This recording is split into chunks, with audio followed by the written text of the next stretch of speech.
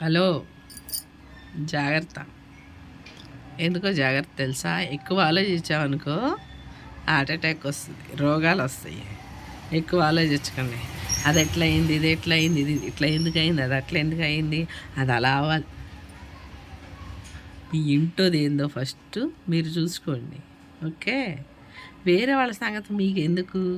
ఊరక రోగాలు తెచ్చుకోవటం ఎందుకు? మీ మేలు గురే చెప్తున్నా, మీ గురించి చెప్తున్నా. మీదే సరిగా లేదు, మీకు ఇంకా చుట్టుపక్కల ఎందుకు?